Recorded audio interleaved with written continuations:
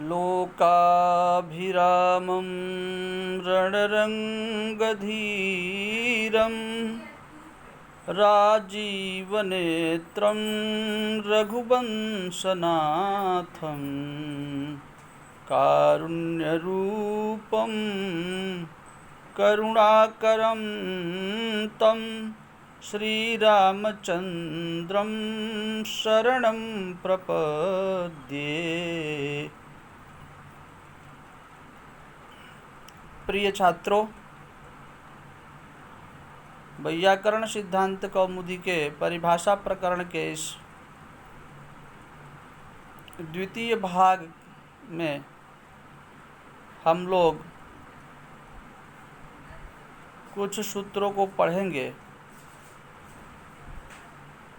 जिसमें आद्यन्तौ टकितौ, स्थाने अंतरतमः, षष्ठी स्थाने योगा इत्यादि का समावेश है। जैसा कि आद्यन्तौ टकितौ सूत्र यह परिभाषा सूत्र है। मित्रों, आप जानते हैं परिभाषा सूत्र विधि सूत्र के उपकारक होते हैं। तो यह आद्यन्तौ टकितौ सूत्र किसका उपकारक है, प्रथम दृष्टि विचार लेना जरूरी है। जैसा कि इसमें पद है आदिश्च अंतश्च आद्यन्तौ, इतरेतर जो द्वंद्व समास है। टश्च कश्च टकौ, टकौ इतौ यस्य तत् तित्कितौ, यस्य समुदायस्य षष्ठ्यन्तस्य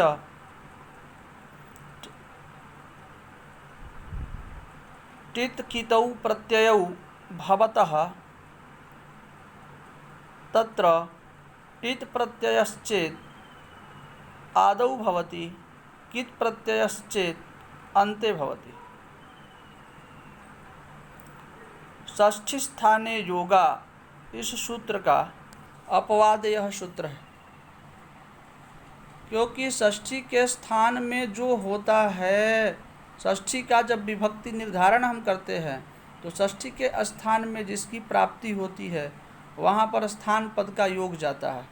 किंतु यहाँ पर षष्ठी से जो निर्दिष्ट हो वहाँ पर उसके स्थान अर्थ का लाभ नहीं होगा, क्योंकि स्थान जहाँ आता है वहाँ आदेश होता है। यहाँ क्या है, आगम है। टित और कित क्या है, आगम है। तो आइए पहले यह समझ लेते हैं कि आगम किसे कहते हैं।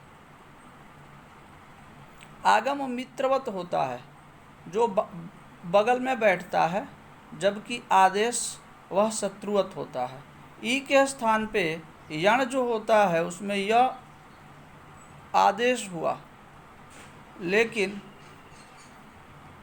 षट संतः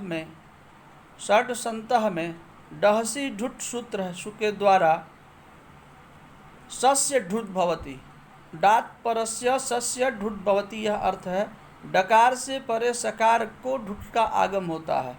तो यहाँ सस्य क्या है, षष्ठी है। तो अब षष्ठी के होने से स्थान अर्थ नहीं आएगा। यदि स्थानार्थ आता तो सकार के स्थान पे ढुत होने लगता सकार, और वह आदेश हो जाता। इसलिए यहाँ स्थान पद का निर्देश नहीं है, यहाँ पर आगम माना जाता है, और वह आगम मित्रवत टित होने से पहले बैठता है। जैसा कि ढुट है, वह ढुट में टकार की इत संज्ञा होती है, तो टकार इत की इत संज्ञा होने से वह टित कहलाता है, और टित होने से स के पहले बैठता है। जब स के पहले बैठेगा तो षड ध संतः बनता है। फिर खरिच सूत्र के द्वारा खरी झलाम चरह स्यु, खर पर में है स, झल है ध, उसके स्थान में चर त हो जाता है, तो षड त संतः बनता है। फिर पुनः एक बार खरिच की प्रवृत्ति होती है और ड के स्थान पे तकार कर देता है आदेश, इसलिए सटत संतः रूप की सिद्धि होती है। यह हुआ टित का उदाहरण। टित कितौ यस्य समुदायस्य उक्तौ आद्यावन्तौ भवतः। अब कित का उदाहरण प्रांग ख षष्ठः। प्रांग षष्ठः इस स्थिति में ङणोः कुक टुक सरी सूत्र लगता है। नकार नकारयोः कुकुटुकावागमौ स्तः। नकार है कि नकार है, यहाँ देखते हैं हम। नकार है तो उसको कुक और कुक का आगम प्राप्त है, वह कहाँ होगा? तो कुक में चूँकि ककार की इत संज्ञा होती है, इसलिए यह आगम कित हुआ। कित होने से अंतावयव होता है, प्रांग के बाद कुक होता है। तो प्रांग कुक षष्ठः, कुक में उकार ककार की संज्ञा लोप होने के पश्चात प्रांग क षष्ठः बनता है और चयो द्वितीया सरिपोष्कर सादृतिवाच्यम के द्वारा ख हो जाता है। तो प्रांग ख षष्ठः यह प्रयोग सिद्ध होता है। इस प्रकार से यह जो सूत्र है आद्यंतौ टकितौ, इस सूत्र की एक वाक्यता ङणोः कुकुटुक सरी सूत्र के द्वारा होती है। तब यह संपूर्ण अर्थ होता है कि टित और कित यदि होते हों तो प्रांग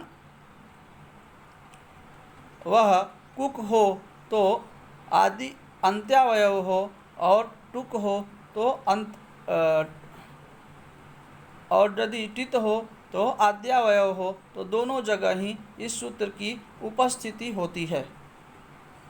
आद्यंतौ टकितौ सूत्र के पश्चात सूत्र आता है इस क्रम में षष्ठी स्थाने योगा, जिसकी व्याख्या हम कर चुके हैं। स्थाने अंतरतमः।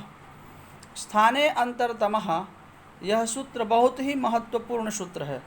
स्थाने सप्तम्यंत है, अंतरतमः प्रथमांत है। स्थाने अंतरतमः प्रसंगे सति सदृशतम आदेश स्यात्। प्रसंग के उपस्थित होने पर अत्यंत जो सदृशतम होता है वही आदेश होता है। अब प्रसंग कैसा लिया जाए, यह प्रकरण है।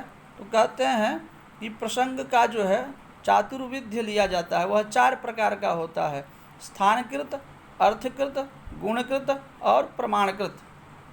उन चारों आंतर्यों में से जो आंतर्य स्थानकृत होता है वह बली होता है। स्थानकृत का मतलब है स्थानिक व्यक्ति की प्रधानता। पाणिनि व्याकरण में पाणिनि जी ने स्थानों को बतलाया है। अकुह विसर्जनीयानाम कंठः, ईचुयशानाम तालो। इस प्रकार से जब हम देखें तो जैसे ई के स्थान में यणादेश की प्राप्ति होती है, तो य व र ल चार की प्राप्ति होती है। उसमें से कौन हो, तो कहते हैं कि जो स्थानीय के तुल्य हो। तो स्थानीय के तुल्य तो मिलाना पड़े, तो इसके लिए इचुयशानाम तालु, इस नियम से इकार और यकार का तालु स्थान है, इसलिए ई के स्थान पे तालु स्थान वाला य आदेश होकर के शुद्ध्युपास्य इस प्रयोग की सिद्धि होती है। इसी प्रकार से अन्य भी उदाहरण अर्थ का अदसो असेर दादु दोमह, और गुण का उपेंद्र गंगोदकम, और प्रमाणकृत अदस्वशेर दादु दोमह प्रमाण का उदाहरण है, एवं पदन्नो मास इत्यादि जो है अर्थकृत का उदाहरण बनता है, जिसे हम विस्तार से आगे पढ़ेंगे। अभी इतना ही पढ़ते हैं। फिर अगला सूत्र आता है, इसी में पूछते हैं कि आप स्थाने अंतरतमः सूत्र में स्थाने ग्रहण क्यों किया है, क्योंकि षष्ठी स्थाने योगा सूत्र से स्थान पद की अनुवृत्ति आई जाती, तो फिर स्थाने ग्रहण करने का प्रयोजन क्या है। व्याकरण का एक प्रयोजन यह भी है कि लघुअर्थम चाधेयम व्याकरणम, तो इसलिए एक बार उक्त हो गया तो पुनः द्विरुक्त करने की क्या जरूरत है। यह 2 प्रकार का प्रश्न करते हैं। उन दोनों प्रश्नों का मित्रों यह समाधान है कि षष्ठी स्थाने योगा में उक्त जो स्थाने है वह से काम तो चल जाता, लेकिन यहाँ जो स्थाने ग्रहण किया है वह स्थाने ग्रहण व्यर्थ पड़ता है। और व्यर्थ पढ़ करके यह कल्प कहता है कि यत्रानेक विधम आंतर्यम तत्र स्थानतः आंतर्यम बलीयः।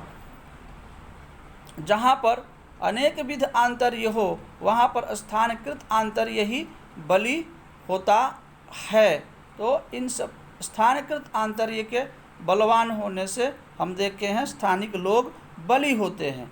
इसको यूँ समझे कि एक श्लोक में कहा भी गया है कि स्थान प्रधानम न बल प्रधानम जानामि नागेंद्र तव प्रभावम स्थाने स्थितो कंठे स्थितो गर्जति सर्प शंकरस्य स्थानस्थितः का पुरुषोपि सिंहः।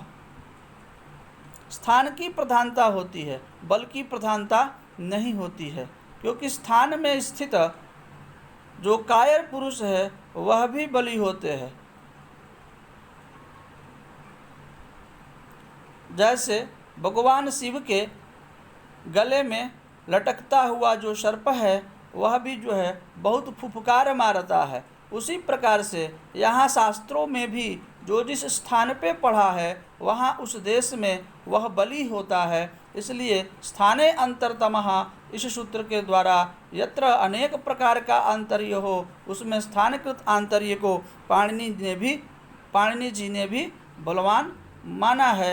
यही इस वीडियो में यहीं तक हम रखते हैं, फिर आगे की वीडियो में आगे की बात उपस्थापित करेंगे। अस्तु तावत् भद्रम मंगलम सर्वेषां। यदि प्रश्नाः सन्ति तर्हि पृच्छन्तु, वाट्सअप माध्यमेन लिखन्तु च सन्देशमाध्यमेन, दूरभाषया च अहम् उपलब्धः भविष्यामि। नात्र संशयः नास्ति यत्र विप्रतिपत्तिः।